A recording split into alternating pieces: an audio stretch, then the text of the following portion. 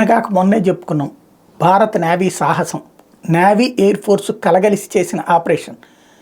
ఒక నౌక వెళ్తూ ఉండగా దాన్ని సముద్రపు దొంగలు స్వాధీనం చేసుకుని అందులో ఉన్న వాళ్ళందరినీ బంధించి దాన్ని సోమాలియా వైపుకు పట్టుకుపోతుంటే ఎమర్జెన్సీ మెసేజ్ అందుకున్నటువంటి భారత నావికాదళం ఎయిర్ ఫోర్స్ సహాయం తీసుకుని రంగంలోకి దిగింది. ఎయిర్ ఫోర్స్ ద్వారా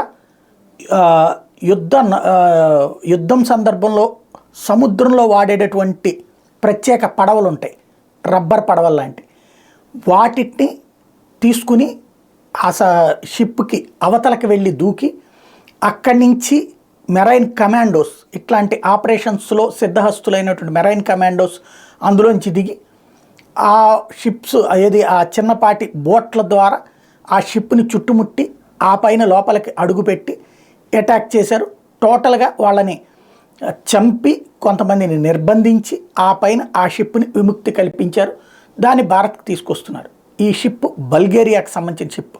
అందుకే బల్గేరియా అధ్యక్షుడు ప్రధానమంత్రి నరేంద్ర మోడీకి ఫోన్ చేసి థ్యాంక్స్ చెప్పారు తమ వాళ్ళని కాపాడినందుకు.